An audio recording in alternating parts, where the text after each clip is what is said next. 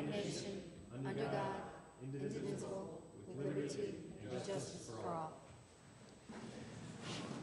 Welcome again, everyone. I apologize for the late start. We had a late-running work session. Our first items tonight are the approval of the minutes. Anyone have any items or minutes to remove? Can we remove the executives? I just got them. From? Yeah, I'm the sorry. three. So remove the April 14th, 21st, and May 5th executive sessions. When I picked up my packet on Friday, I didn't have them, so I just... Just got Okay. mine too. All right. April 21st and May 5th? Yeah, the three executive Okay. sessions just removed. So a motion to approve the minutes from the April 15th, 2014 work session meeting and the April 23rd, 2014 work session meeting. I'll move that motion. Second. All in favor? Aye. Motion carries. Our first item tonight is a joyous one, a proclamation honoring Dr. Lawrence Bouchard. I'd invite Dr. Bouchard to the podium with Chief Partington and Chief Hoxie.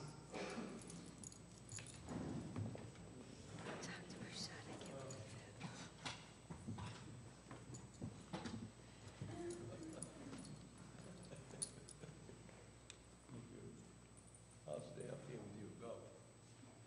Nothing ever changes.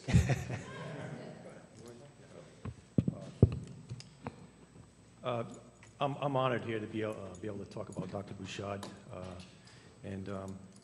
He's been here for such a while in this community, and he's been my personal physician for the last 23 years. He gave me my first physical when I came here. He's given me my most recent, and it seems the older you get, the more thorough he is with his physicals. I've learned that. He's been here since 1963, is that correct? Practicing, so about over 50 years. So I just wanted to put that into kind of perspective, how long he's actually been doing this here in the town, to give some kind of timeline for that. Back in 1963, a gallon of gas was 25 cents. The average yearly income was $5,623 a year. Minimum wage, $1.25. First class postage stamp, 5 cents. Payphone, 10 cents. Cost you more to make a phone call, I guess it did to mail a package back then, right? Hershey's bar, I think that was one of your favorites, wasn't it? Oh, 5 cents. A Popular Science magazine, 35 cents. Average cost of a new home, $19,300. I don't know about Narragansett, but it was $19,300. Touch tone phones were introduced, and also FM radio in cars were introduced. Kennedy, of course, was the president. Martin Luther King gave his I Dream a speech. Here's one I wanted to test you with, Doc. The first major league player signed a record $100,000 per year contract in 1963. He wasn't a Yankee. No. You know what? Willie Mays in 1963. We often used to joke about sports going into his office. Big Yankee fan, big Red Sox fan, so of course the rivalry existed from day one when I first met him. He's been practicing for a while, really before I was born, before some of the people in this room were probably born. He's retiring, and in essence, it's a loss. It's a loss to the community, but it also marks the end of an era, really, in independent practice for doctors. And he will be undoubtedly missed. He was not only a doctor, he was really a public servant. He helped us, and police and fire, I think we could really relate to him for what he did. Often, I have some retirees here in the galley now, and they tell me stories of they would show up to rescue calls, and there would be Dr. Bouchard right there in the room with his patient that needed to be transported to the hospital. Often their first call was to Doc, second call was probably to us. It probably should have been the other way around. But he was always there for him, and it was evident in his practice. He was just not a doc, and I'm sure Chief Hoxie will reiterate this. He was a friend to many. He was a active supporter in the community. We are very grateful to have him. We enjoyed listening to his stories. It gave us fuel for our own fires to be able to pass on some of those stories. So he will be undoubtedly missed. I wish you the best in your retirement. It's no need for us to call you anymore. You call us, and we'll give you a hand. All right? All right, so. Thank you very much.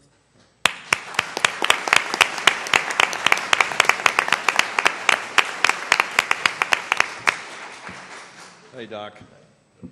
Like Scott, Doc has been my physician for the 30 years I've been on the police department. And just like that, first physical, last physical.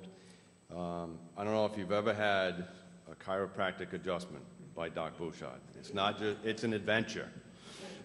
There are arms and your neck you wonder if your head's coming off, but when you left there, you were much better than when you went in. Doc wasn't just a police surgeon, but he was a surgeon or the doctor for our families. I don't ever remember this man saying, no, I can't do that. He was called on weekends, holidays. We'd have cops knocking on his door on Atlantic. Our kids would need last-minute physicals for sports at the school. Doc, can you, yep, bring them in. In they'd go. Out they went. So it was more than just his role as the police surgeon. It was a friend, a great community service provider for all of us. I don't know if we could ever count the amount of sick days saved because of Doc. Because normally guys would call out sick, no, they'd call Doc. They'd get a Z-Pack, they'd get whatever they needed. Off to the pharmacy you'd go and you'd be better and back to work. So, Doc, you'd be dearly missed. You already are, and thank you for your service to the members of our department and to the members of the town. Thank you.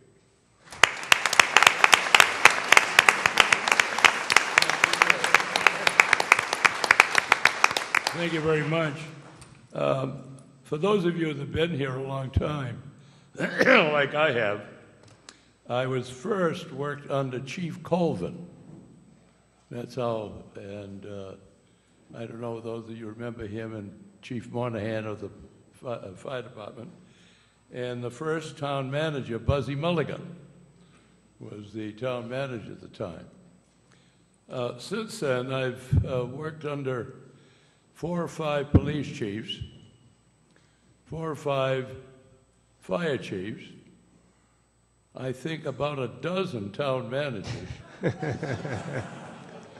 and about 24, 25 town councils. So if nothing else, I think you can call me a survivor. But thank you all very much for everything. Yeah. Thank you. We have one more.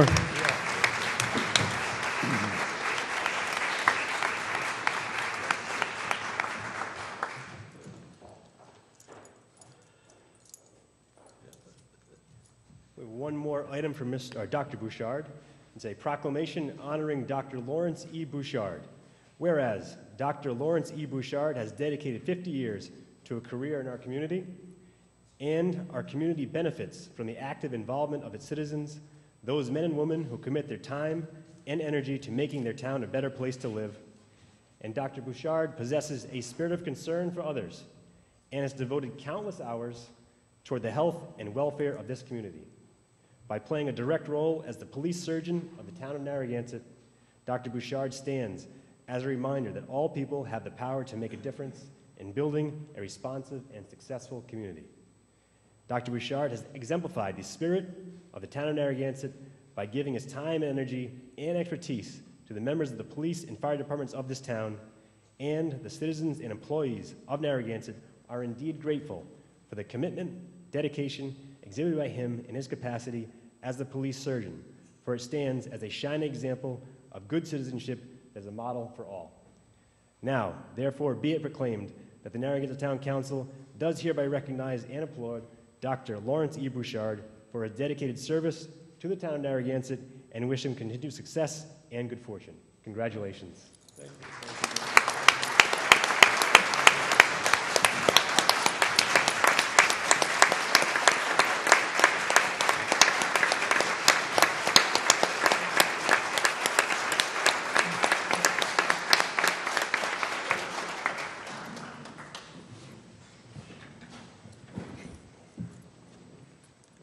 Our next item tonight is the open forum. Upon approach, the podium, please state your name and address.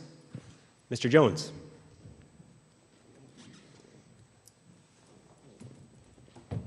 Good evening, members of the council. I'm David Jones. I live in Eastwood Look. And as a property owner who does not rent my property out on short-term rentals, causing this town's long-term rental and residents to bear the burden of subsidizing through our property tax the extra cost of town services required to quell disturbances due to short-term rentals. We have a ever-growing police department that we need. And there's a limit as to how much we want to grow it because we're going to have very big expenses in the future. We have probably a problem with the sewer department with all the summer rentals and the summer people that come in because I can smell it all the way down to Point Judith. So I propose that the town enact an exemption of 35% for owner-occupied, non-rental property. In addition, you need a senior rental exemption for 25% to freeze the property tax at the amount taxed at age 65. In addition, a veterans exemption and disability exemptions of 25% each. I feel that this proposal would shift the extra cost that residents in this town have been paying for the last 35 years that I've lived here as a subsidy to the people who rent and collect short-term rental income. Those properties are the ones that contribute to the extra town expenses that those property owners are not paying their fair share of. Therefore, I feel that this is a fair and effective method of solving one piece of the problem rentals. And I'm not going to go any further than that for the time being. Thank you very much. Mr. Wojciechowski.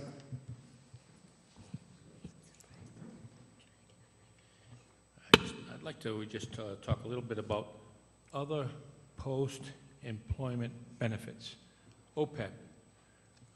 I've been to the Finance Committee meeting a few times, and I hear this again and again, OPEB, OPEB, other post-employment benefits.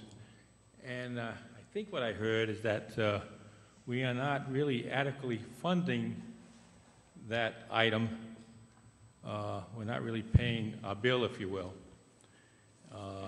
So here's a dedicated line item that we're not fully paying, yet I hear of undesignated funds. So we're saying we have funds that are undesignated, or from what I understand, surplus, yet we have a line item that's not being paid. So that kind of strikes there's something wrong, that we're not paying a bill, we're not paying something that's a designated line item, yet we have the funds available. Again, that just reverts back to surpluses. Do we in fact really have a surplus? And I say, no, we don't have a surplus because we have a bill here that we're not paying on our retirees. And that's why I'm really requesting that we start looking at hiring freezes and spending freezes. Again, as I said many times before, we will only spend money on those things which are emergencies until we learn to pay our bills. Thank you. Thank you. Ms. Shevchelowitz.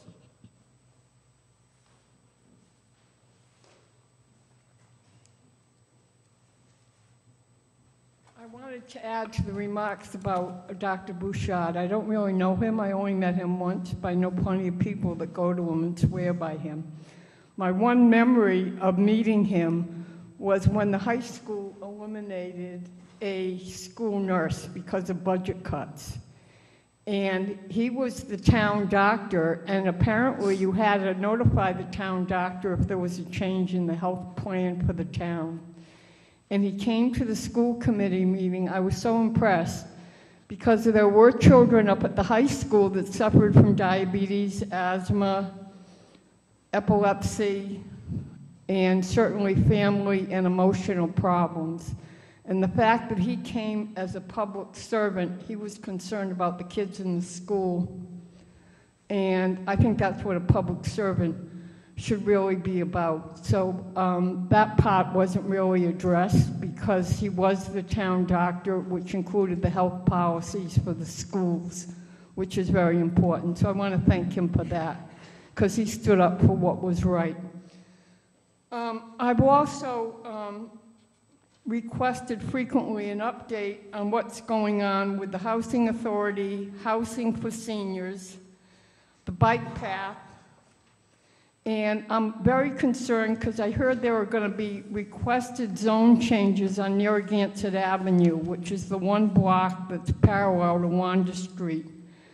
People that live on Wanda Street, some of their houses face the backyards of some of these houses, and I've heard that there's requested zoning changes for increased height to houses, more additional building, and it just seems like that part of town is turning into condominium city. It's one zoning waiver after another, and I think it's setting a very poor precedent.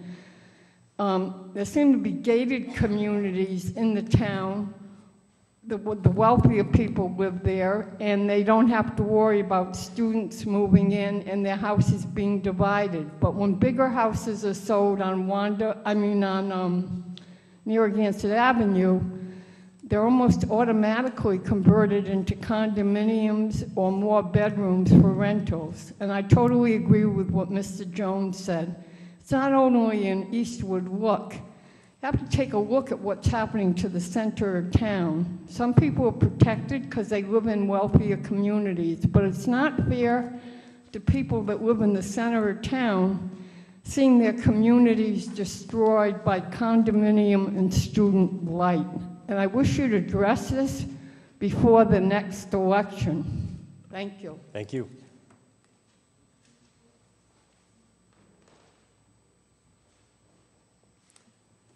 With that, we'll move on to the next item, the consent agenda. Anyone have any items to remove?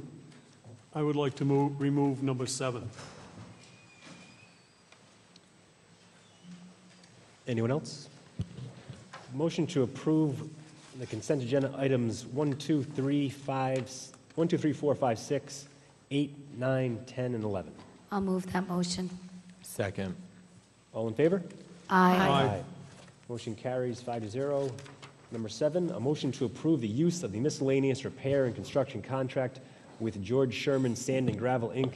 to perform permanent road shoulder repair work on Secana Boulevard in the amount of $8,200. I'll move that motion. Second. Mr. McLaughlin. I have a question to the manager. This proposal is to furnish and install loom and seed throughout the areas impacted by the storm drainage and road improvement work for 1,000 linear feet. Is that correct? That's what the $8,200 is for? Yes.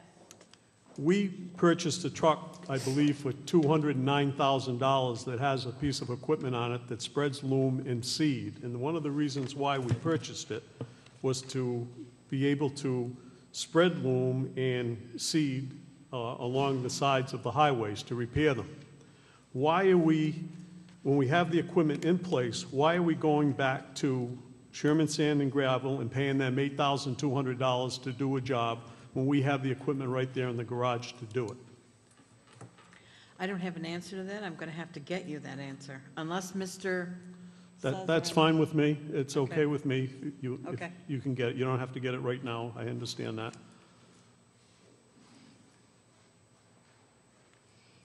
Maybe we could have that on the agenda. We're not going to pay this $8,000 either. We can table this till the next meeting.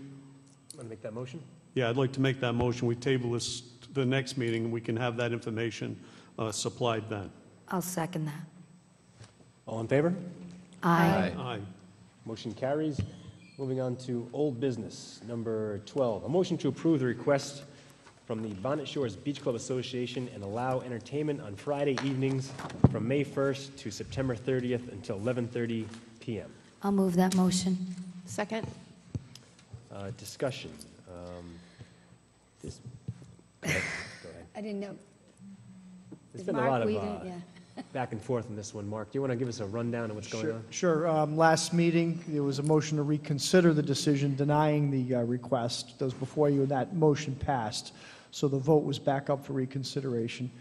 Some questions arose relative to the testimony during the hearing the council had and what had been the prior history. I told you I was not at the public hearing, so I did not have answers to it. I have to go back and look at information I had in the DBR file, which I did. Sent the council a report, which was a brief memo plus copies of the order and the transcript from the settlement hearing before DBR. I mean, concisely put, Bonnet Shores Beach Club had, before 2002, received permission for entertainment on Saturday and Sunday evenings. In 2002, when their license came up for renewal because of complaints, the council changed the conditions and shortened the hours till 7 p.m. The Beach Club appealed the matter to DBR, as is their right. We had at least one day of hearing there. It was then continued but not resolved. Settlement discussions took place. We reached a consent agreement, which was placed on the record before DBR and also put in an order, which modified the restrictions that the town council had imposed on Saturday and Sunday entertainment. The council went to 7 p.m. and the modification was to 11 p.m. and there was some other language in the order itself. And it provided that if there were further restrictions on Saturday or Sunday, people can come back before the club can come back before the town council or appeal to the DBR. Nothing indicated any agreement or order or settlement that said they would never ask for another date. Nothing indicated Fridays was in play from what I've read and what I've been provided. It was a Saturday, Sunday entertainment issue with limitations the council imposed that they were not happy with, which then led to an appeal and a settlement. So my conclusion is you're free to, if you so choose, to allow entertainment on Fridays with whatever restrictions you think appropriate. James, you read the record, the same one I had sent to me because we both were not there, so you're free to vote. It was a 2-2 vote there, and it's up to you as to how you want to handle it from now. So I was supporting that, and between the last meeting and this meeting, we've had a lot of communications about the abutting people with, concerns, as well as members of the club. So I have more questions now than I did before, even though I was just wondering if we could give specific dates that we could approve for. I think the solution could be if they want entertainment on Friday nights for specific dates of the summer, we could try that. And then if that's successful, then we could muster on. I'm a little nervous about it. I mean, I was all ready to say yes the last time, but I've heard lots of communication, lots of emails, and members themselves have concerns. So I'd rather hone in on specific dates, be comfortable with that if the council so chooses, and then go from there. That's just my take. I'm not sure, I mean, that's perfectly acceptable. I'm not sure there's a list of dates that's been provided, but you could approve it subject to that list being provided with a maximum of whatever you wanted to do, and then review it at renewal in November to see whether you're going to continue to allow it. And that's one possibility. Yeah, I mean, I don't know how anybody else feels. If you get into much more, I mean, in terms of concerns brought to you by email or otherwise, we talked about this last time, the record's closed. And if you want to get into a lot more debate and dialogue, you really need to reschedule and hold another public hearing to get more evidence on the record. What you simply did last time was, at my suggestion, say, get us the facts of the prior case and provide it to you as a staff report. Beyond that, it's probably needs a new advertised hearing. Right, because that's one of the issues with the abutters. They didn't get notice of the rehearing or this vote necessarily unless they heard about it through the grapevine. Yeah, they wouldn't get notice on the reconsideration. That's Right. a council matter. In terms of whether there's a complaint by an abutter, I know that was raised early at the first hearing. The answer was they're outside the 200 or 400-foot radius, whatever it is. I mean, that becomes an issue between an abutter to appeal or the beach club to take the risk if there's somebody that's inside the radius that did not get notice. We don't go measure it ourselves to see what the radius is. So at this point, do you think that we can have discussion about the vote from the public, but not?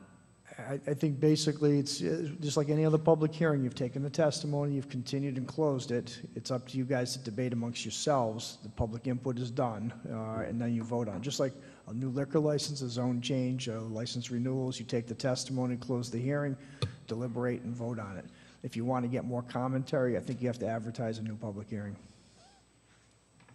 James, the issue was that on Fridays, there's weddings, graduation parties being requested by members of the beach club, so it's not going to be for all the Fridays.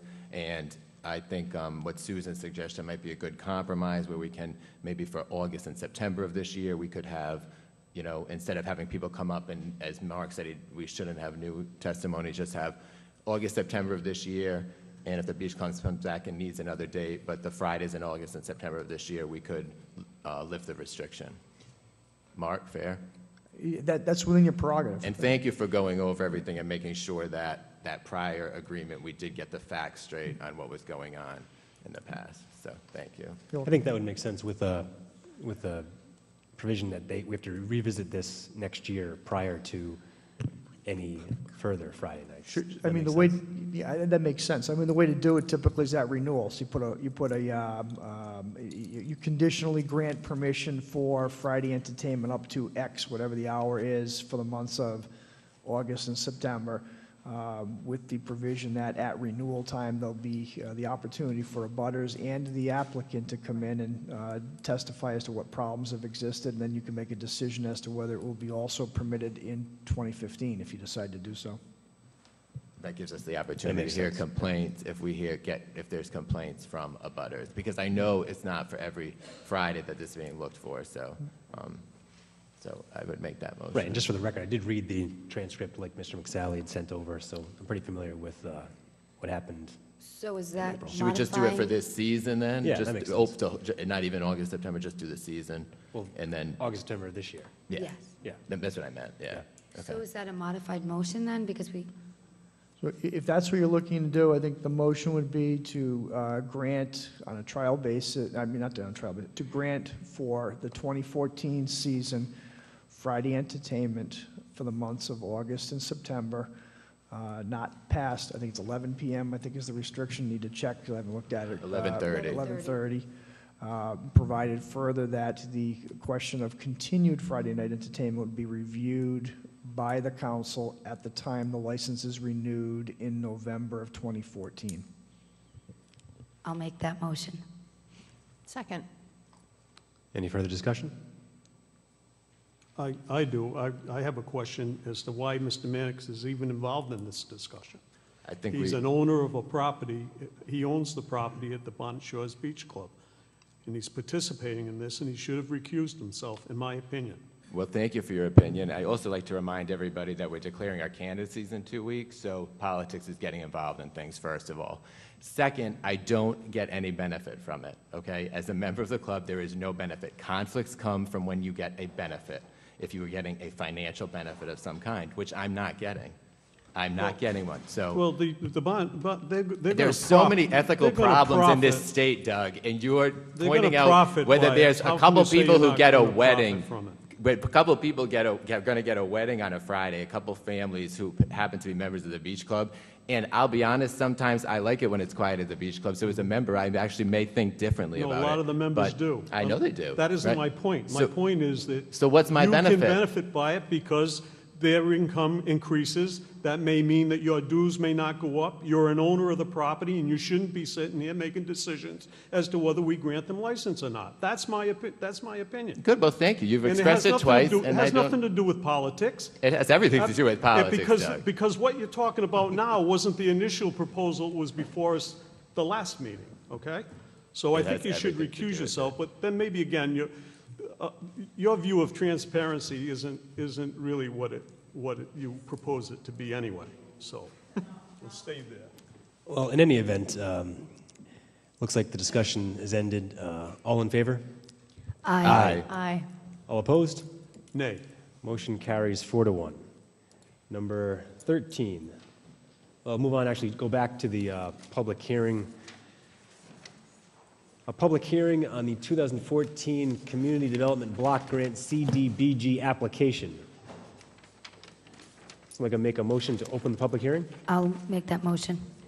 Second. All in favor? Aye. Welcome, Mr. DeLuca. Thank you, Mr. President. Tonight, as you know, we've done this before. In fact, we've done it 23 times before. This public hearing is being held to provide the town council and the public an opportunity to consider the applications for block grant funding seeking town support.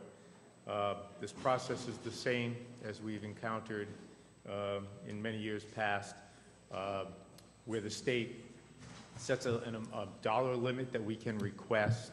This year, the dollar limit is $150,000. And then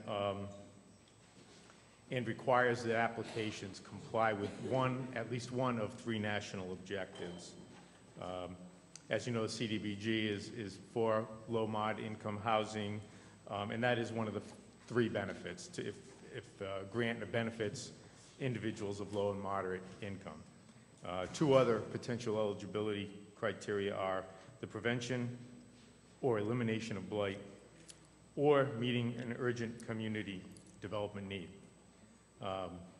The regulations set forth by the Department of Housing and Urban Development allow for applications within 23 categories. I won't read them all to you, but some of those include housing rehabilitation, public services, site acquisitions, homeowner assistance, housing services, those sorts of things. Tonight we are holding our 24th hearing.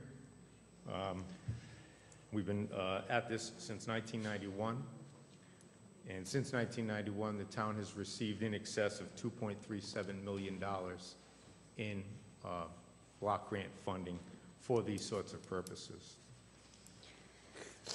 Just a brief overview of the process. Was there a question? No, I'll ask you after. There's 16 applications, correct? Is that what you Yes. said? Well, counting our own and counting administration, yes. Oh, so that's in the 16, the administration, okay. Brief overview of the application process. The town solicits applications. We did that via direct solicitation to 18 past recipients in the first week of April. We also submitted an ad to the Narragansett Times soliciting involvement or requests from others who may not have been involved in our block grant program in the past. Those applications were then submitted and received by our deadline, which was May 2nd. And I believe you all received a packet, something like this, very heavy, with all 16 requests in it, sometime in the middle of May, right around the same time we submitted it to the planning board. The planning board held their, reviewed this rather, at their regular meeting in May, reviewed the 16 applications, and also found them all to be compliant with the HUD eligibility requirements and made a recommendation that they all be approved. I'd like to direct your attention to the list that's in the packet attached to the memo that the planning board sent you. It does indicate the 16 applicants, the first being the town itself, to conduct a housing rehabilitation program. And you can see that the word the letters TBD are located after that. What that means is to be determined. The housing rehab program is very different from almost anything else that we do under block grant, in that the applications are submitted on a case-by-case basis, and the funding is requested out of the state set-aside, not our own funding set-aside. So we can submit those applications on behalf of individuals as they come forward, and do not have to worry about exceeding the cap that the state has provided us. You can see the remainder of them. Each of the applications is given a one-line description and also a reference to past performance as it relates to service to Narragansett residents. I would just note that while we can request up to $150,000, this year we're requesting $127,000 based on the 16 applications. With that, I will cut short my comments. I would make note that there are several members of representatives, I should say, of the sub-recipients, the sub-applicants, I should say, who are here tonight who would like to give you a brief description of their individual applications. I believe Mrs. Arnaz provided the president with a list of the potential, those individuals who are here to speak. No. I can run one up to you if you'd like. Actually, you did. James, okay. Great. And so what I'd like to do at this time is relinquish the podium to those applicants and come back at the end if you have questions then. Thank you. First speaker is Lisa Wright from the Johnny Cake Center. Ms. Wright, welcome. Hi, thank you. I'm Lisa Wright, the Deputy Director of the Johnny Cake Center of Peacedale, which is an emergency food pantry that serves South Kingstown and Narragansett. This year, we're requesting $10,000 grant for Community Development Block Program to purchase food for our emergency food pantry. Our total budget for food for this year is $80,000. To put this in perspective, we currently serve around 1,600 individuals, and about 366 as of the end of April were residents from Narragansett, so about a quarter of the population we serve live here in your town. Just for my own interest, I went back and looked at the numbers over the last several years, and I thought I'd also let you know that since 2007, we've helped 1,076 individuals from 543 households living in Narragansett. Thank you for your time and consideration. Thank you very much. Next speaker is Mary Rhoda from the Domestic Violence Center.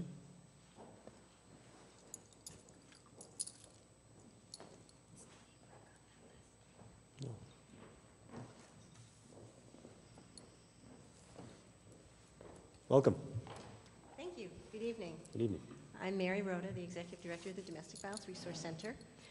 We are requesting money this year from the town of Narragansett and several other communities to help with our just about to break ground in a few days new permanent supportive housing units.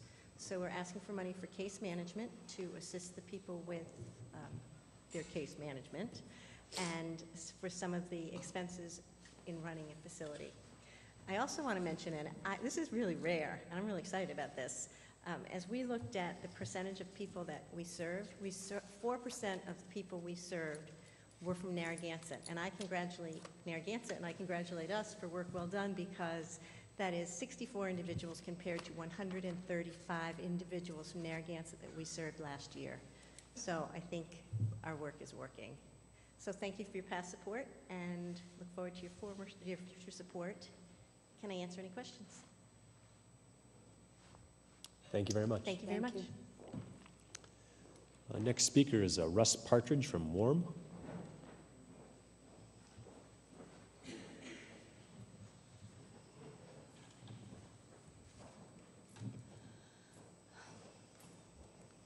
Welcome.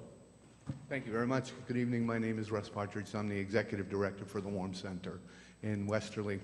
I just want to, first of all, thank you and the town of Westerly for its previous support of the Warm Center. It's without your support and the support of the CDBG program, it would make it incredibly difficult for us to do the work that we do. We have two proposals before the council tonight. The first is for our job readiness program. The job readiness program really touches many of the people who come into the Warm Center. We specifically serve 37 individuals from Narragansett, but totally through all of our programs served over 2,400 people, the majority of them coming from the Washington County area. The job readiness program really does prepare people who are homeless or unemployed or underemployed to really increase their economic situation. We do resume writing, job readiness skills, interviewing skills. We supply clothing and food to families, as well as referrals for jobs that we have in a job bank at our community soup kitchen. It really does help people to move forward. Many of the people who certainly come into shelter are coming in unemployed and have no financial resources. 70% of the 166 individuals we served in shelter last year left the shelter having found employment, saved money, and moved into an apartment on their own. So this program really does assist people in moving forward. I know that number of 37 is a low number, but when you look at what the shelter does and what Warm Center does for Washington County, it really has a tremendous impact in moving people forward. The second proposal we have is for $1,000, and that is for operations of the shelter itself. And again, I thank you on behalf of the board and staff and folks who come into the Warm Center. I thank you for your support. Thank you very much. Our next speaker is Marlene from Thundermist, like Pele, one name. Good evening. My name is Marlene Roberti, and I'm the Associate Vice President for Development and Communications at Thundermist. And as I hope you know, we are building a new medical facility on our property on One River Street in Wakefield. Last year, that facility served 8,300 patients with more than 35,000 encounters. 1,100 patients were from Narragansett, and more than 4,000 of the encounters were serving Narragansett patients. If you've been to our facility, you know how cramped we are. There's actually a 3 to 4 month wait right now for new patients seeking medical care. So we really had no choice. We've done everything we could with our 100-year-old building, but to build a new building. So we're building it on our existing property. When it opens in late 2014, early 2015, we'll knock down our current building and have some additional parking there. We anticipate that we'll be able to serve 30% more patients, including 30% more Narragansett residents as well. Of the 1,400 patients that we anticipate serving next year, about a little over 1,000 of them will be low income. That's pretty consistent with what we see across the board, where 41% of our patients last year were uninsured, and 54% of them had less than 200% of the federal poverty rate. Our request is for a little over $20,000 to fund the equipment associated with 2 medical exam rooms. Questions? Great. Thank you. Thank you very much.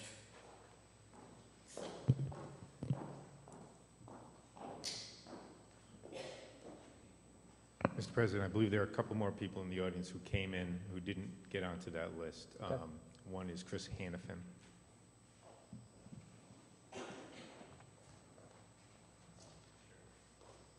Good evening. My name is Chris Hannafin, and I represent the Housing Network of Rhode Island and the Community Housing Land Trust. And the town of Narragansett, I've been to too many towns, has been very supportive of us over the years. We provide technical assistance statewide for low to moderate income. Usually they're home buyers or renters. And we have worked with the town. We have a couple of units in the town of Narragansett that are low to moderate home ownership with a ground lease. And we have also provided technical assistance to the town of Narragansett and to all the other communities that we work with over the years with resource guides for all kinds of things. It was a request by communities a few years ago, and we developed this resource guide. We're working on a reprint of it. And I also just provided Mike with some more fair housing documents that we have provided. So we appreciate your help and all the work that the town does. And if you have any questions, I'd be happy to answer them. Thank you very much. Thank you.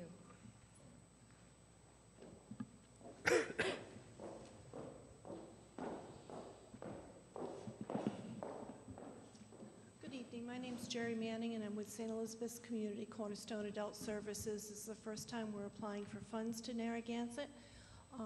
What we do is we are a full-service elder care, long-term, short-term rehab organization. We have 10 facilities, 5 of which are Cornerstone Adult Services.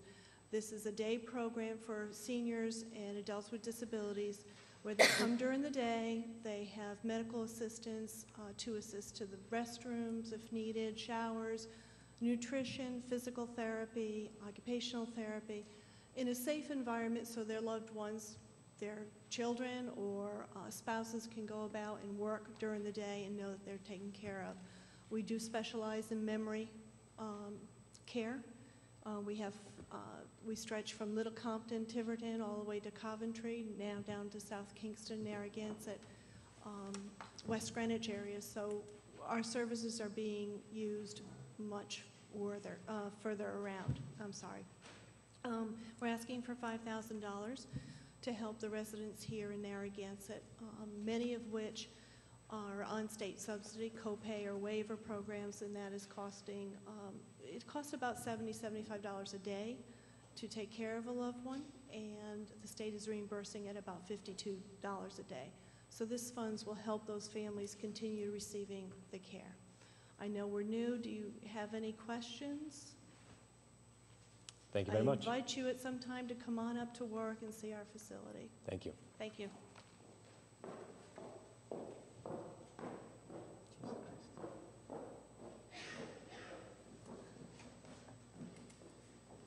Hello, my name is Allison Robinson. I am the Program Director for Education Exchange. We are a local adult education agency.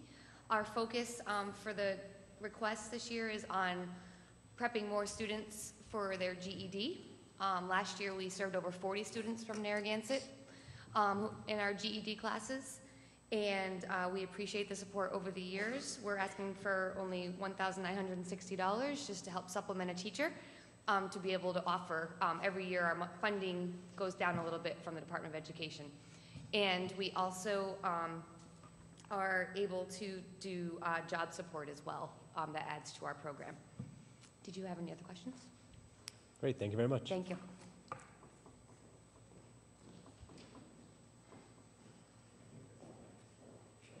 I think that's it, Mr. President. If there are any questions of the staff, I'd be able to handle those now. Mike, it can go up to 150,000. We went to 127. Should we go to the, since it's a grant, do you go to the full? You know, I mean, it's a grant, right? They're giving us the money, so why wouldn't we put some extra money into the Welcome House or one of these exchange programs just to get it to the cap, because that's the grant, right? And actually, isn't it the case they generally don't fund the full amount you ask for, right? So asking for more would potentially get these guys what they're after. So those two questions are closely related. Yeah, so let's hear from you. Okay. First of all, yes, we're usually quite lucky if we get up to about 50% of what we ask for. However, this grant program is a little different from others that we've seen before in that it is specific project related, and you need to have a cost estimate for what you are doing with the money. The agencies that you heard speak just now provide us with their cost estimate of the amount they're requesting from us as it relates to Narragansett resident services. And they do a very lengthy calculation of the total cost of what they're working on, whether it's a domestic violence resource center or Thunder Mist or education exchange. And then they break it down so that we get a proportional share of the request. When it comes to our own project, I work with either Mr. McLaughlin at Narragansett Housing Authority or Jeff Marchant in the East Greenwich Consortium, who's been working with us for a little over a year now, to generate ideas on projects that we may want to submit. The housing rehab project was an idea that came out of that discussion. And I would say it also was assisted with Mrs. Kenyon, who also had some input to this discussion. So what we do is we assemble all the projects and all the cost estimates, and we submit the request that way, as opposed to just asking for the maximum. The state needs to have an explanation of what you're asking for. So we can only really ask for the sum total of the projects as they are estimated. So, Mike, have we given guidance to the agencies that there's generally a haircut taken off, or have we counseled them in terms of potential assumptions around their fixed costs and how they get allocated to the projects versus just the variable concept of the project itself? Well, I think the agencies know it better than we do, actually. I haven't worked with a couple of the newer ones this year, but I believe they're pretty well familiar with the prospect that there's roughly about $4.5 million available statewide for the CDBG Small Cities Grant Program. That doesn't include cities like East Providence or Cranston, a few others that have their own individual entitlements. But for the other 34 communities in the state, we're all competing for $4.5 million. And we put in about $7 or $8 million worth of requests. So there's no way to fund them all. The agencies are very familiar with that. They put together real numbers on what the real cost is expected to be. And they hope that they'll get enough to be able to carry forward the projects. So it's not a perfect situation, I can say that. Thanks. The last thing I would like to add is that you'll note that on the agenda item, we also ask that you pass a resolution tonight authorizing the town manager to submit this request Since it is less than the $150,000 maximum, there's no need for us to make a major prioritization. The list I gave you was in order of the impact, as I saw it, the impact, beneficial impact, I should say, toward the town. And we could send it in that order or in any order that you'd like to do so. Thank you. So I can make a motion to close the public hearing? I'll make that motion. Second. All in favor? Aye. Any further discussion on the, actually, So- moving on, yeah. Are we going to submit it in this order? I mean, yeah. I just want to confirm if this is the order that we support that. If Do you not? Oh, well, I'm just wondering, Mike, I mean, is that what you need us to do? I mean, but is this by priority, or, I mean, Well, most years, the planning board provides you with a suggested prioritization order. This year, they did not, because the amount came in well under the maximum. In retrospect, maybe they should have, so that we'd have something to work from. The list I gave you was reflective of past performance in assistance to the town. I always put the town request first, because that will be 100% service to the town, obviously. But in this particular case, because it's coming out of the set-aside, it's not that important. The suggestion I have is to submit it in the order that I have provided to you. usually the planning board does that? I mean, I don't know, I don't know enough about the order, really. I mean, does it matter? It does, right? It only matters if, literally, it really only matters when we have applications that exceed the maximum. Okay. And I do want to point out that administration, which is listed last, doesn't really get a prioritization. It is tacked on at the end, dependent upon our ultimate grant award. So, just so you know. Thank you. So the motion is to adopt a resolution authorizing the town manager to submit an application for funding under the 2014 Community Development Block Grant CDBG program in the amount of $127,884. I'll move that motion. Second. Any further discussion? All in favor? Aye. Aye. Motion carries 5-0. Moving back to old business, number 13, a motion to adopt an ordinance and amendment of Chapter 70, Article 2 of the Code of Ordinances of the Town of Narragansett, Rhode Island, entitled Taxation and Finance Utility Payments. I'll move that motion. Second. Discussion.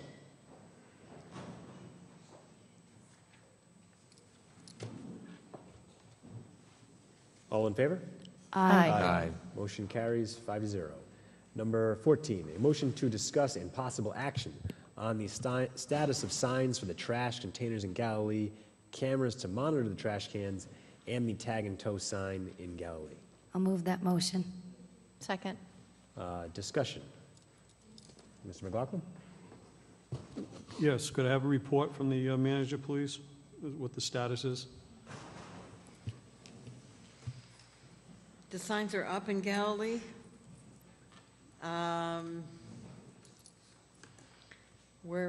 We've got it in action. Chief Hoxie, I do not believe we've told anyone yet, have we? Not until after tonight's meeting. No, this is in reference to the tow, it's in reference to the trash containers. Okay, the trash containers are marked, and if they're not marked yet, Mr. They were marked at the last meeting, Okay, 2 weeks ago. so they're done. They're marked. And the other part of it was the, using cameras to monitor the trash barrels. What's the status of that? They are owned by DEM, and if we need to, we have access to them. Okay. I've noticed, I don't know if you received a report, but I've noticed a dramatic decrease in the amount of trash that's in those barrels. No, I didn't. Wonderful. Well, Wonderful. That's an observation that I've made, and I'm sure the Department of Public Works that go down there every Monday to pick it up have noticed it also. But I really want to continue the project there, monitoring it from time to time. Absolutely. And if it continues, then maybe we can implement the cameras. That Okay. may make sense. And the tag and tow signs for Galilee will be in when? I believe they're all up. They're up already? I didn't see any yet. Where are they? Mr. Zemansky is here. Are they up, Mr. Zemansky? Yes, they are up. They are up? They are up. Where are they in? I didn't see them. All the sign poles. All the sign poles in Galilee. On the escape road, Chief? As soon as you come down off the escape road onto State Street is where you first start seeing the first signs. I know Okay. that he has ordered more blanks so that he can make some more signs, but it's posted adequately enough that it's comfortable for us to enforce. Okay. Hopefully you won't have to use them all but for the holiday weekend, 4th of July weekend, but it's at your disposal, so we won't have people abandon their cars there for the long-term Absolutely. Block Island vacations. And we have the CSOs. I hope that's helpful to you. It is, and we have the CSOs down there now, so they're going to keep a close eye on that. Thank you very much, and special thanks to Ziggy, too, for getting the signs up. I appreciate that. Thank you. So there's no action we have to take at this point? No, I don't think so. Just that I would encourage the regular patrol officers to short post it if they will, and to keep an eye on it from time to time. And if it becomes a problem, we can bring it back to the table. No, I don't think there's any reason to continue it. Thank you. Thank you. So we can move on to number 15, new business. A motion to appoint 3 individuals to the ad hoc working group on URI Narragansett student rental issues for a 1-year term, which will expire on June 30th, 2015.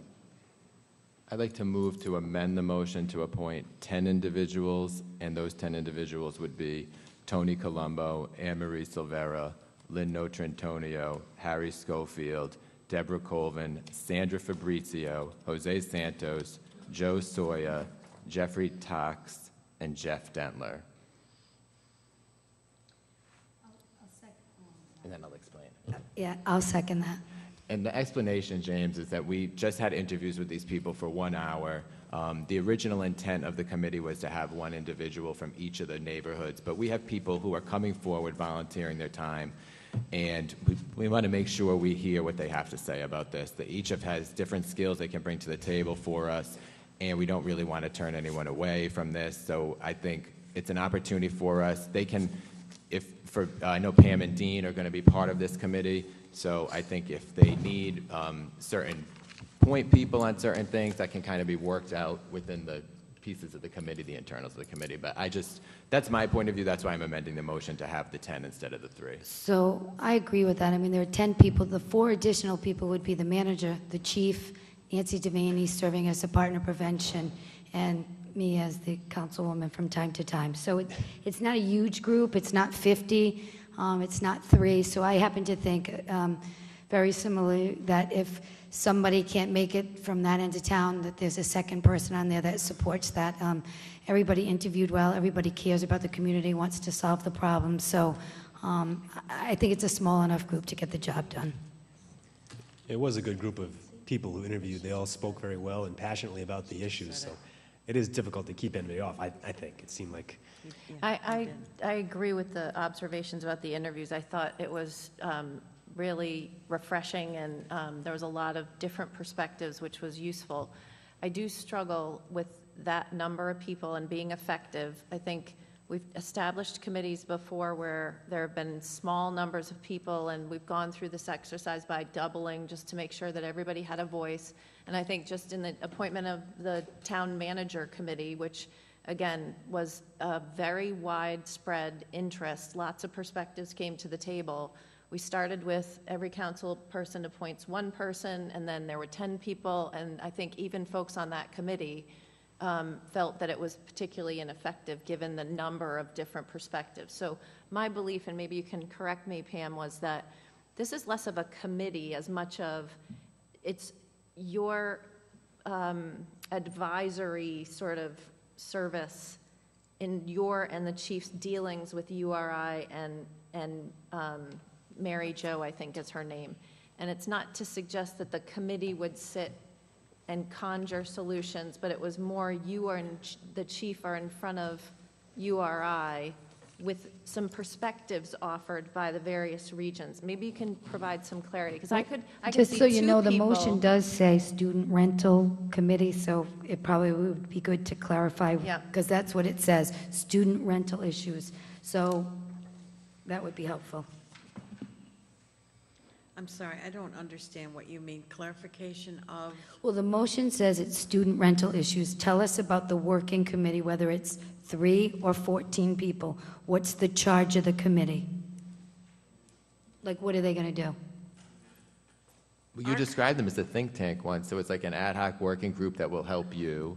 our and- yeah. concept has been to have a committee that can serve of people who are familiar with the problems in town.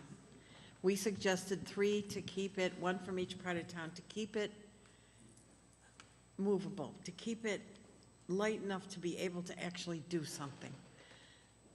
Dean, the chief and I, and the police officers in Narragansett, in South Kingstown, and URI police are also involved, will continue to meet regularly with URI.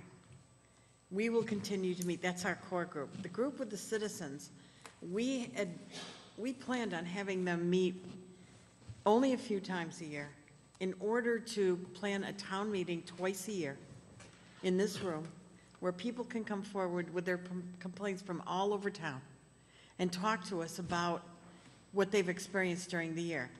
And from time to time, the committee with the citizens would also meet with URI and all of the police officers. So we'd like to have a committee that can meet. The chief and I will stay in contact with URI weekly if we have to. The committee with the citizens will be more to present townwide forum twice a year in this room, spring and fall, to help to illuminate, understand, identify the problems that we have in Narragansett with student rentals. So again, I think I could see 2 people from each region. I think the problems are pretty well known, and you'd get a good representative sampling with 2 people from each region, but I just struggle with the various perspectives. Even from what we heard today, they're all valuable perspectives, but it's not necessarily a problem-solving group. It's not necessarily a coalition that's going to come together and pontificate or ruminate on what's worked, what's not worked, but it's more to provide you with information about where to focus and how to prioritize with URI. Is that fair? Well, I think it is, and I think it's fair to say that what I heard tonight when we were interviewing all of those individuals was people who have lived in Narragansett for a long time, quite a while, for the most part, and who yet seem to be new to this kind of committee. I thought there was a freshness, and that they were willing to help us identify what maybe we haven't uncovered yet. I think that's the strongest position that we could take, is to identify what will work, what has worked in other communities, what has worked, what will work here. We're not breaking new ground in so much as we need fresh ideas. We've got people in the community that have worked on this so long that they're very frustrated people. I'm hoping that this committee will be able to help. Several people tonight identified at least 3 ways of looking at things: enforcement and increased enforcement, ordinances, and URI participation, and police enforcement. So everybody comes with a different perspective. I think our original concept was to have a committee that's light and able to move quickly. But if you decide to put everybody on it, we'll deal with it.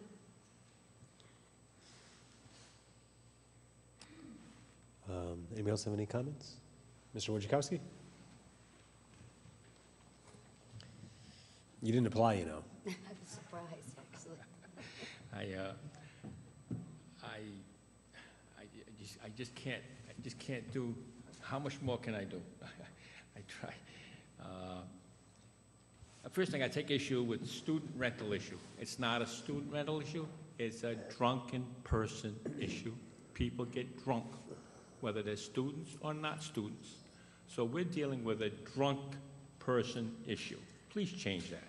not students. I have three houses across the street, and students, and they're not a problem. We don't have a student problem, please. Drunk problem. The next issue is, yes, is there someone on this that will give you a landlord perspective? Is there a landlord on this one? There's a couple of landlords. That's all I wanted. I have faith that as long as you hear some landlord side of the issue, that you'll understand. People continue to dump on the landlord as a problem, and some landlords don't even rent to students. And most of my rentals are not students. So you're dumping on landlords for a problem that's not a landlord problem.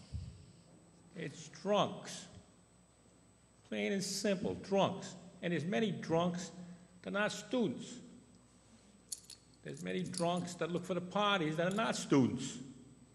That party, they bust up and they bust in there.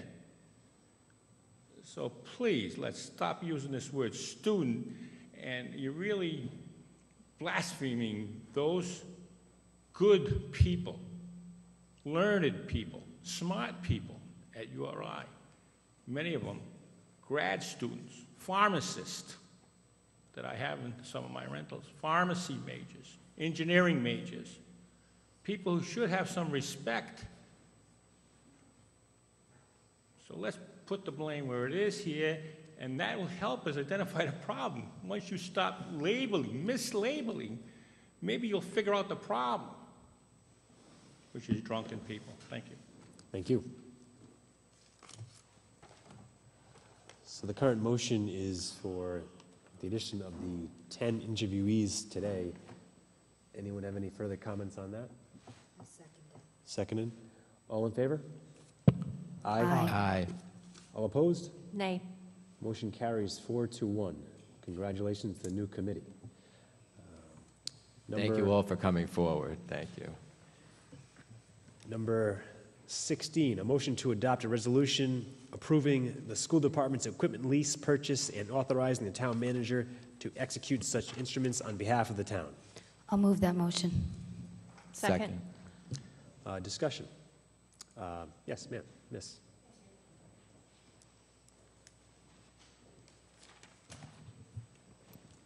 Shelley McDonald, 65 Spice Bush Trail. Good evening. As I've mentioned, my name is Shelley McDonald. I'm a teacher in the North Kingstown School District. And in the past year, I've come out in vocal opposition to wireless technologies in our classrooms. It's not a popular position, so why would I do that? Because more than half of published studies indicate that the level of exposure to the radiation emitted by wireless technologies, routers, cell phones, iPads, that students will experience in classrooms is damaging to health and cognitive function. The compromises to student health occur at levels of radiation exposure far below federal regulations.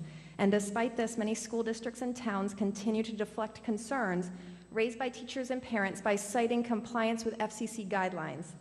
My school district did. I'm concerned that perhaps that's what we're seeing here in Narragansett as well. However, as it turns out, measured levels of radiation in my classroom in North Kingstown exceed federal guidelines 2.4 times every day. These measurements are taken in an empty classroom, so I'm concerned about a classroom that's outfitted with wireless iPads. How would that compare? I understand that this council is deliberating on whether to help fund the purchase of iPads and other wireless devices for the middle school kids in here in Narragansett. I'm here to urge the council to consider what I'm saying here. Non-ionizing radiation, the form of radiation that's emitted from iPads and other wireless technologies, was classified by the International Agency for Research on Cancer in 2011 as a possible human carcinogen. There is a lot of information that surrounds this technology, and at the very least, I hope this council will table this decision until they have had the opportunity to sufficiently look into the risks to health associated with this technology. I have a lot of studies, I have a lot of doctor opinion, medical opinion that I'd be happy to share, and I can send an email just making contact after this I will do that, and if you decide you would like more information, you can respond.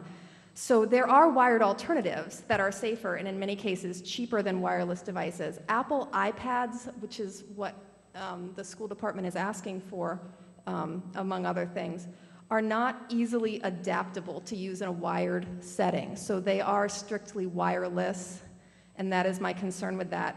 What worries me and frustrates me as a teacher is that no one seems to be listening or acknowledging that there is a problem, and those who are making decisions for me and for our students are not taking accountability for those decisions. My hope is that this council will listen. It is easy to assume that there is no problem. However, I hope that my point was clear, that you will never actually know if there is a problem if you don't look. I hope that you'll look, and I hope that you'll please consider not financing this item until you have looked into the concerns that I raised more thoroughly. Thank you very much. Are there any questions? Thank you very much. Thank you.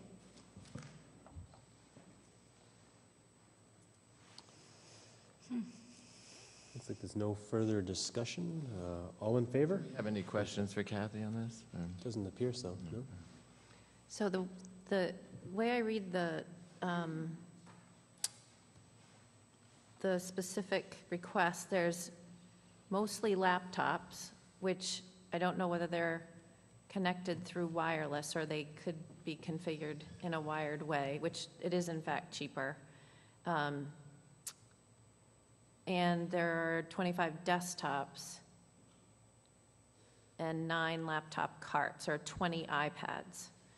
So we could, if we want to do a little bit more research, I'm not sure specifically, and maybe Kathy could address this, the use of the iPad specifically versus the laptops and desktops.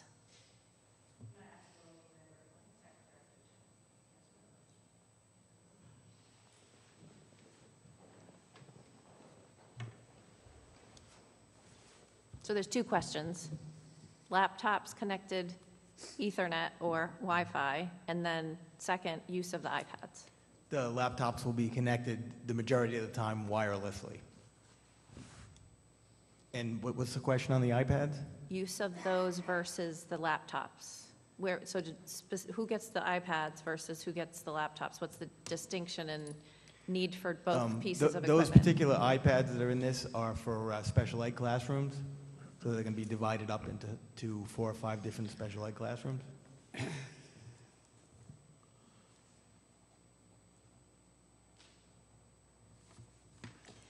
With school just closing, I mean, it is something we could table to look at. That was pretty cogent argument from the teacher from North Kingstown. So I know, I've never heard that argument. I've worked in a school for 30 years and worked with wireless, so that was the first time I've ever heard, that we're hurting our kids with the wireless. I mean, we just installed it in Cranston. We're thrilled to have it, so I'm kind of taken aback on that because, I mean, it was powerful, but I hadn't heard that before. I mean, we continue to look towards 21st century skills, and we need technology in classrooms, and I've never heard anybody say it was harmful in a way that was described tonight. So can you help us out with that, Roland? Well, I mean, we've just installed the wireless technology in our schools as well, so that was step 1 and now this purchase is step 2. So what we put in is no different than what's everywhere around you, everywhere you go in society. So it's not something that we're putting in that's more concentrated I mean, everywhere you go there's wireless. In this room there's wireless. Everybody has a phone. I mean, this is something that's commonplace in society. It's not something that we're doing that's out of the ordinary. No, and there are different arguments, there are different sides to the wireless argument as far as whether it's safe or not safe. And there's nothing that I've seen that says in any particular way that it's harmful. Yeah, so again, I think that I'd like some time just to look at it myself. I'm not debating one way or the other whether there's, an accuracy. I think about little people versus big people being able to tolerate more exposure. So that's sort of the first thing that goes through my head in a closed environment versus in an open environment. So all these things just sort of, I'd never heard the argument either, but I got to tell you, I mean, if for nothing else, I think that you do see kids with their devices, and I worry more about the cognitive impact of the multitasking piece, but maybe there's an aspect of the radiation piece we're not thinking about. I don't know. Well, I mean, there's a couple of things. If this gets delayed, the timeline that we're on is so that the equipment that we're getting will be in place for September at the beginning of the school year. So if it gets delayed a month, that's not going to happen. That's one part of it. And the wireless that's in place in the schools, whether we do this purchase or not, is still going to be in place. And there's still other wireless devices, and there's still existing equipment that we have. So, blocking this purchase isn't going to change things that are already set up in our schools, and it's also going to delay the kids from having the stuff ready to go at the beginning of the next school year. Totally hear you. I just personally would like to have more information, and if we find out information that it's harmful, you can turn it off. So I get the point that it's there, and it's all part of the plan, and I'm all for saving costs, believe me, of anybody up here. And that this is the most efficient sort of way to do that. But I just think we'd be irresponsible if we didn't take a look at it. I disagree. I'm ready to vote on that.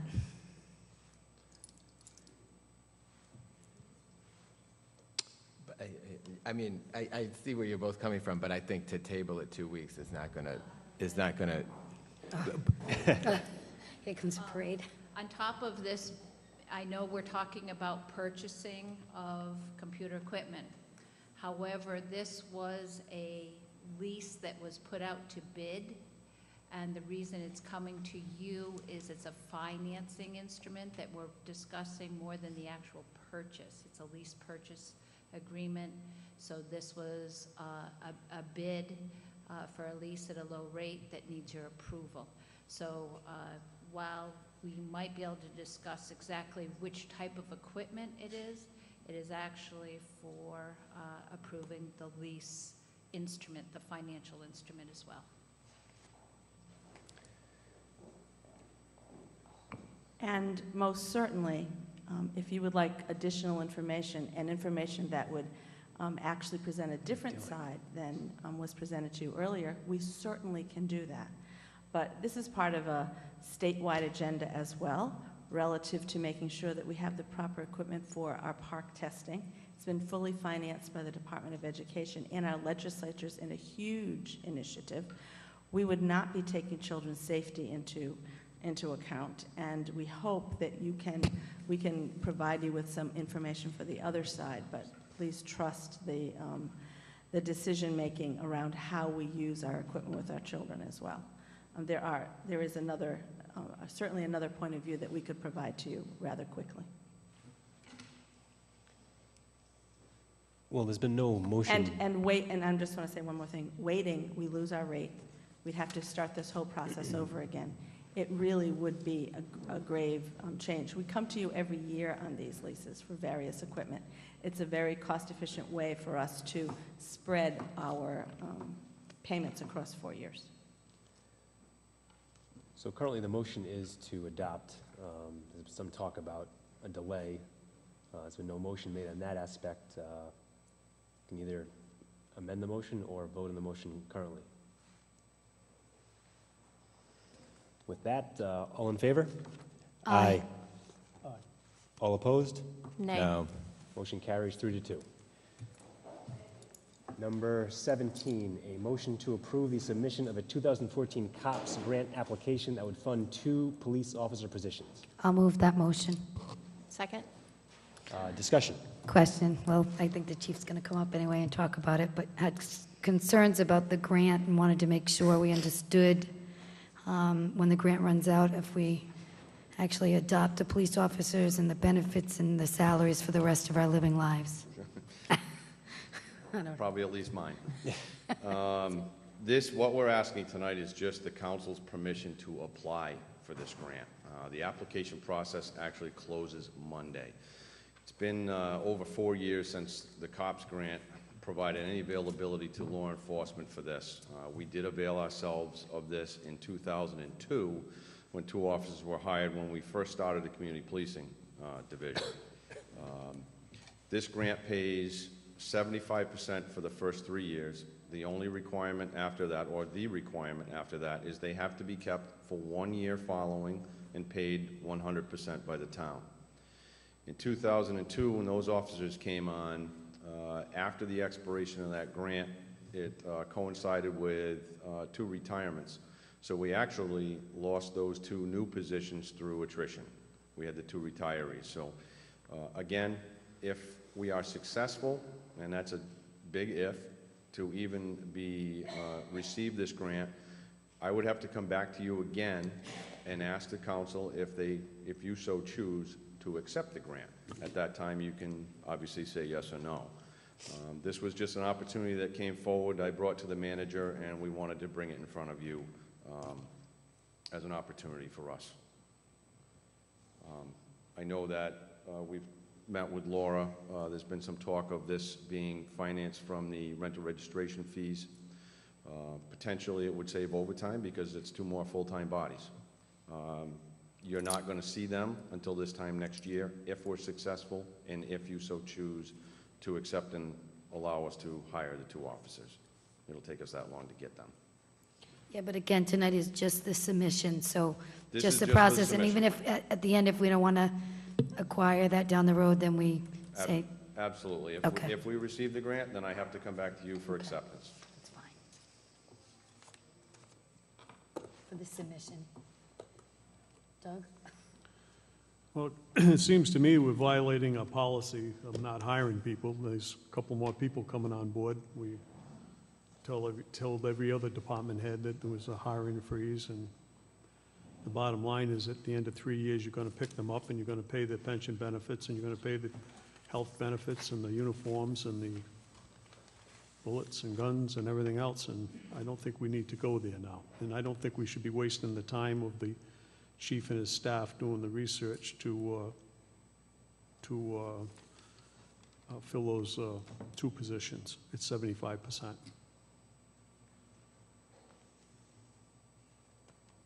I think we have, what, 5 new officers coming on board this year? They're on now? Filling vacant positions. There's no creativity on the grant if you can't change it. It is what it is if we get it. So it's the 75% the 1 year after, and we're locked in to that.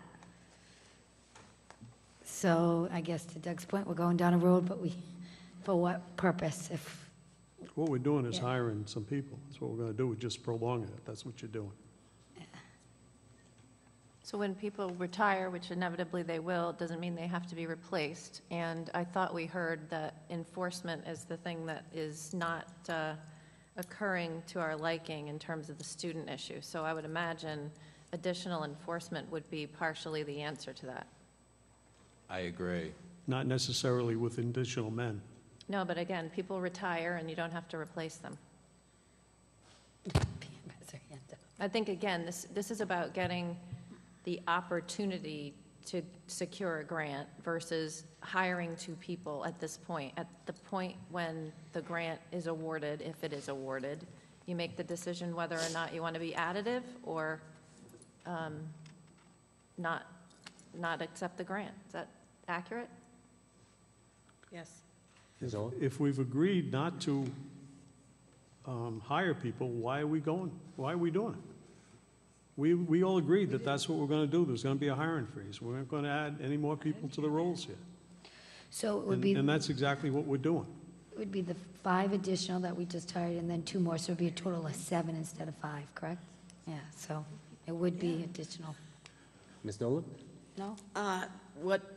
The reason I didn't want to miss this is because I think that somebody, Glenna, hit it on the head when she said we're looking to have more enforcement for our student rental problems.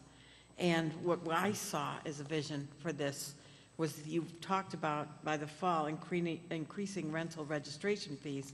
You've also already developed fines for all kinds of problems at the maximum that the state will allow. What I would like to see is increased enforcement, but I would also like to see the possibility of increased minimal housing by having somebody that could go out at night out of the building inspector's office. But I think that this grant gives us the opportunity to really say, yeah, we're ready to commit to the enforcement problems of our community in Eastwood. Look, I haven't seen this grant personally in 20 years. The chief tells me that it has been around a little more often than that. I don't know how many, 5 or 10 years ago that it was here. But it hasn't been here. I just didn't want you to miss the opportunity to apply for it to see if we could. And it's a big if, because we're in competition with the rest of the country. But I really think what makes it plausible for Narragansett is the problems we've got, culminating in the last incident on May 3rd with the student, what I determined as a riot. So I think it's a possibility, and you do not have to accept it. Can I just clear up, because Chief said no. Is it 5? We're hiring 5, and this would be 2 additional, it would be a total of 7 police officers if we got the grant? No, the 5 were hired to replace 5 officers that retired. So we went from 39 members this past year. We were at 33 with another that's out injured. So the 5 that just came out of the academy bring us back to 39. These 2 would take us back to 41 where we were. We've had 2 frozen positions for over 4 years now, since Joe was the chief. So the 5 are just replacement bodies. These 2 would be additional bodies, yes. Thanks. And for the first 3 years, 75% of salary benefits is covered by the grant, and we have to cover 25. The people. We sat down, as Dean said, with our finance director, and our cost would be $25,000 a year, and that includes everything, including all the benefits. So for 2 officers, it would be another $50,000 a year. What I would hope to see come from the raise in rental registration could be a perfect opportunity to really meet our enforcement problem head on. Yeah, I just don't see This how is you the get to creativity. additional enforcement without additional This is the people. creativity we need in the short term. I mean, this is the It's a type of thing bridge. I've talked about with the budget, is that with long-term solutions we are looking for in our negotiations, but those aren't going to come to fruition. It's hard for everyone to hear, but those long-term reforms we really aren't going to see in the short term. But as we deal with budgets year by year, these are ways, this is a 3-year way that we can have increased police presence that we're paying 25% for instead of 100. These are the types of things we're going to have to start being creative about in the short term, because the long-term reforms that we have gotten, you don't see the money in the short term. When I say I'm talking about the pension reforms, increasing the retirement to 25 years and the 2% accrual and the things that we've done in those negotiations. Those are long-term solutions, but in the short term, in order to save taxpayer money and still provide the services, we've got to be creative. So thank you for finding the grant. I think it's good. I think Mr. McLaughlin's right. It's going to be 2 more positions down the line. I know we have to enforce, but we're getting the 5 ladies, gentlemen we are missing.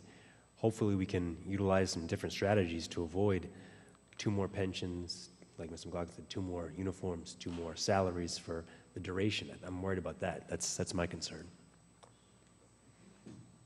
The other thing, the other question I have with the manager, you said $50,000 for 2 police officers, that's what it's going to cost you? Yeah, that's what it'll cost us for When you 3 hire a police officer, don't you project that out to the day that he retires, the overall cost of that? Don't you build that into the cost of hiring a person? Well, I'm not the finance director. I don't personally do that. I do include always the benefits, and this does include the benefits per year. But as the chief has said, what I think we have to keep in mind is attrition.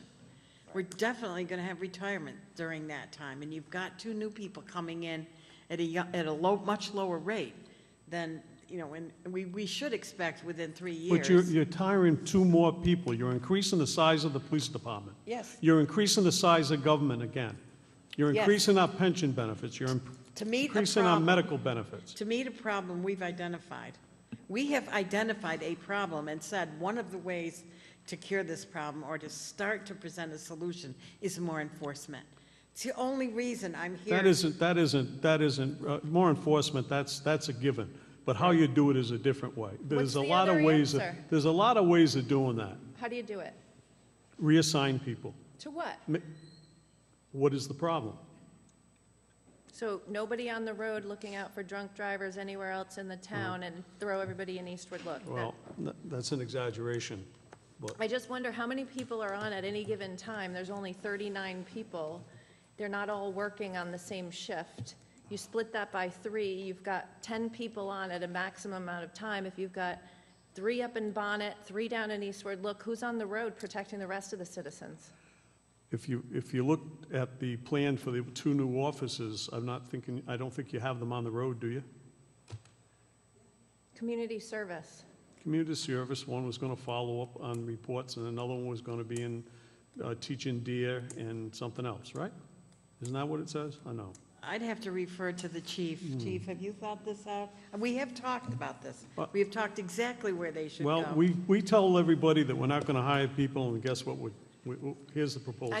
You can't have it both ways. I mean, there's council people up here that complain that law enforcement is the problem. How do you fund law enforcement? You got a grant potentially staring you in the face for 75% of the cost, including the pension benefits.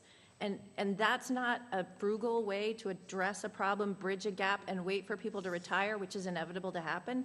Every year in the budget, we look at head count. We ask for concessions. We ask for people to give back. There's no reason why on an annual basis you don't revisit the size of the police department, depending on the size of the problem.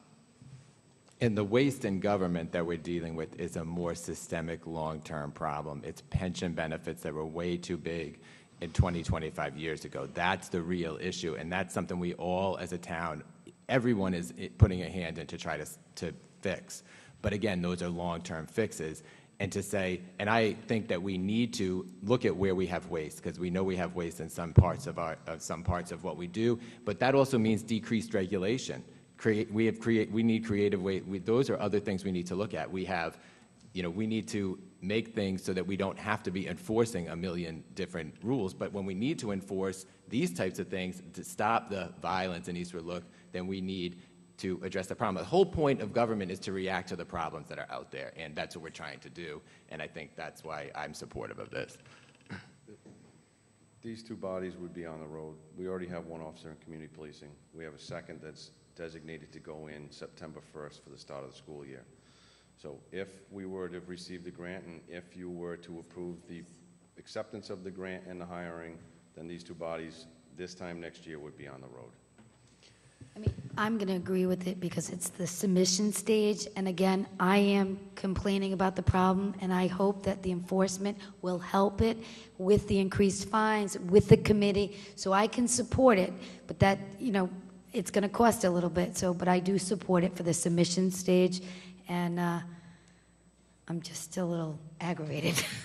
So let me get this straight.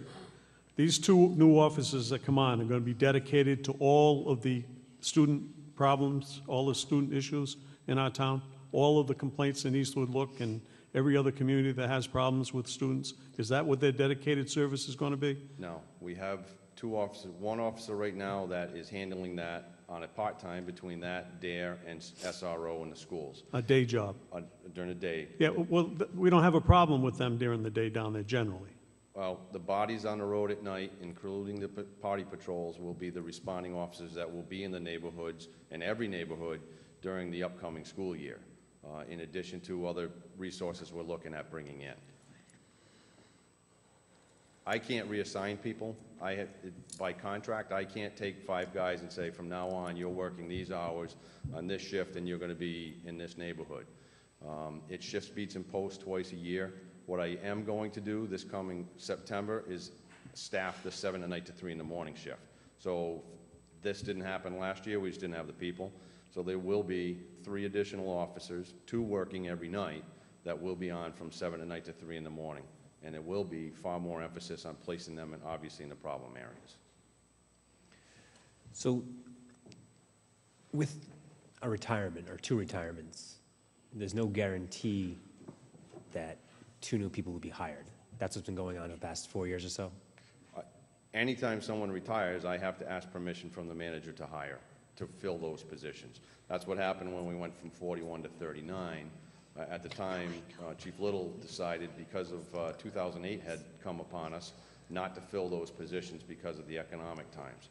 And we haven't even requested those to be filled. We've left those vacant for the last 5 years.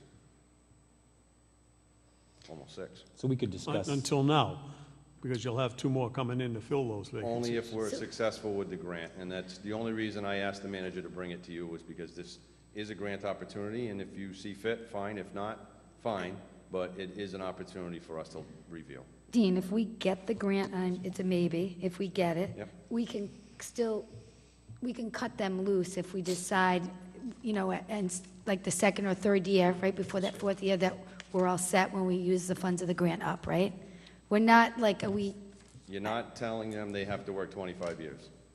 we're not, What you're right? doing is that they're funded for 3, they have to be maintained by the town for the 4th. After that, the you- positions can be eliminated. In the meantime, if there were retirements, you could so choose not to fill those 2 positions Or and fill them. remain where we were. But we'd have those 2 bodies through the academy and on the road. The lag time right now for us, it hurts. Right. I have a couple people that are close to retirement and looking, so, I mean, it's a year to get somebody on the road now. Okay. Yeah, so that's, okay. We don't own them if we don't want to at the end. This is for the submission only. That's all it is. We could say no another time if you want to say no, but it's just to apply. Mr. Wojciechowski.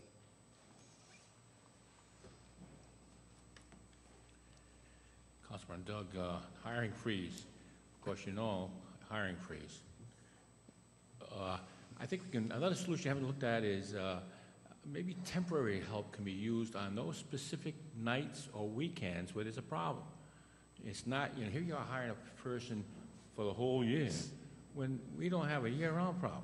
In fact, we sometimes can identify the specific weekends that are a problem, and then we go out there and maybe look for some police that will come in and help us. Part-time labor, contract labor, if you will.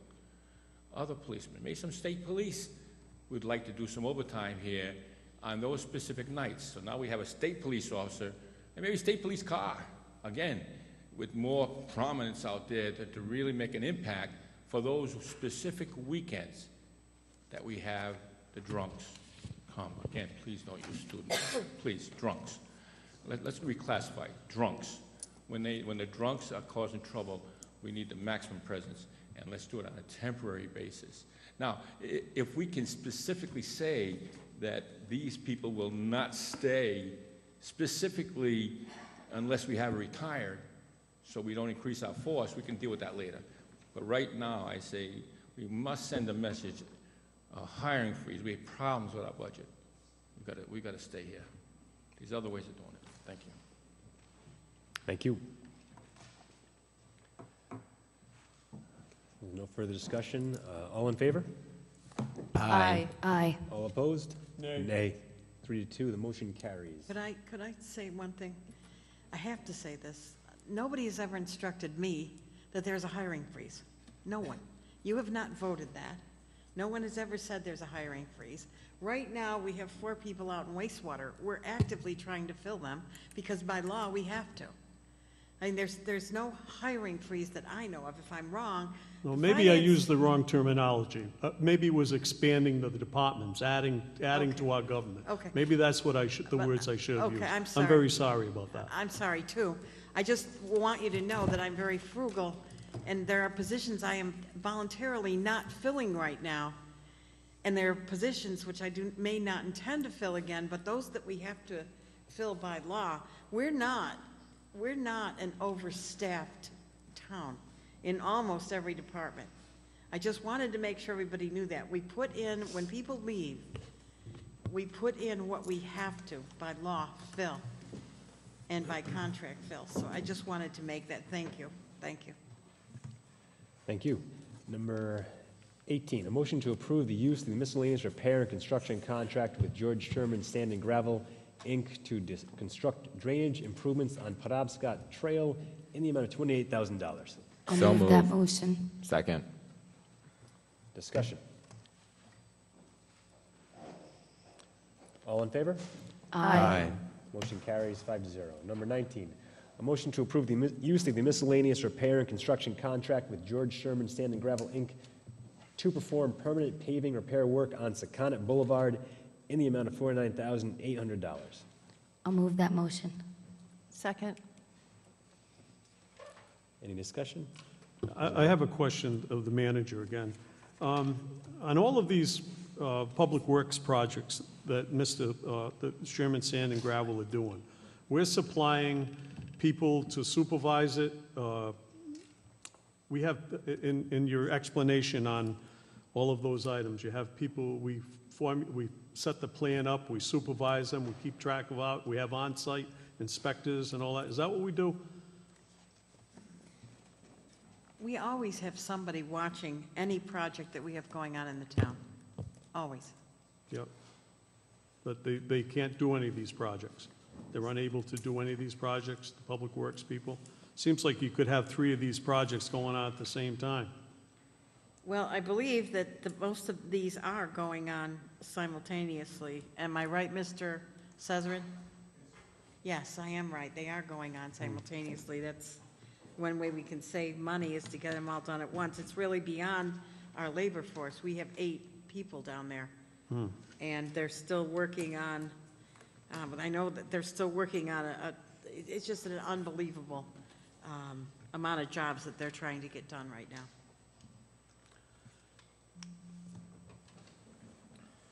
All in favor? Aye. Aye. Motion carries 5-0. Number 20, a motion to award the bid for seasonal sidewalk and public area trash receptacle rubbish removal, Public Works Department to the lowest bidder, K. Scott Construction, at their quoted price for 2-year period. I'll move that motion. Second. Discussion? Yeah, what was the cost of that contract again? Quickly, do you have it there?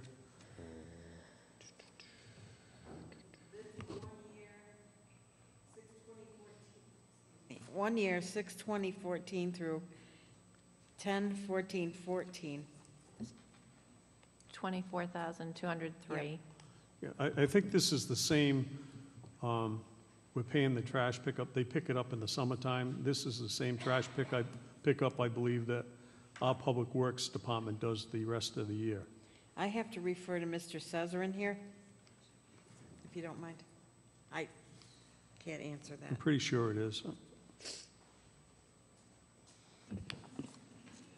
It's actually an expanded program for the summer, Doug, because this is 7 days a week at all the locations throughout the town.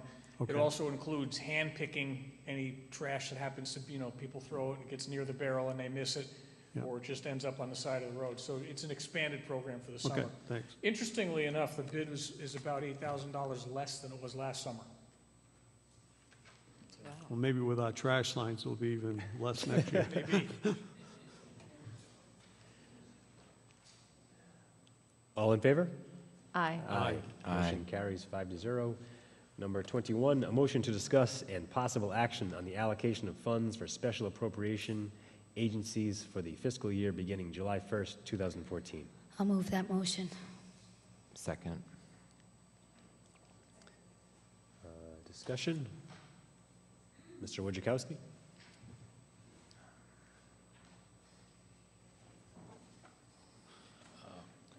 Again, I want to bring up that we have contracts with our retired people by contract. They have, we're supposed to be allocating funds to fund their pension benefits. And therefore, as I mentioned before, I wanted to stop all unnecessary spending. Is this spending specifically necessary? Is it authorized by the town charter? Does the town charter authorize us to spend money for special appropriations? And I understand gift giving and charity, and we all give to them, and we have the opportunity to give to them. And I brought this up before. It would be nice for the town on its website to allow all these agencies to present the work they do as an ad so people could donate. I want to donate to the agencies I want to donate. But specifically, I'm not so sure. I want you to take a tax dollar and donate to an agency that you all think is important. I may not think that one is important. I might want to give more of this and less of that. So I have to, because of that conflict, I say the government, our town government, is not in the business of charity. This So- is a church function. We're not a charitable organization. Sorry, we're not charity. So you asked a great question, Mark, for the special appropriations. What's the history on that? Because there's always an allocation of money. How does that work? Just, I mean, it's just, is it set by an ordinance or it just? No, just- it's a simple function of the budget. It just You can be- appropriate 0 or $1 million, whatever you So it's- decide is appropriate based upon the, What we wanna do. on the financial circumstances of the town. In the past, the list was much longer, a lot Like more dollars. 200,000, something A lot like more that. dollars attached to it. There's only 20 in Since this one. 2008, it's been cut back year after year after year, and you've settled on this number, I think, for the last couple of years. Moving in the right direction, Stanley. It's a lot less. I understand that, but, you know, unless I come every year, all of a sudden it might go in the other direction, you know, and actually it should be Well, wiped.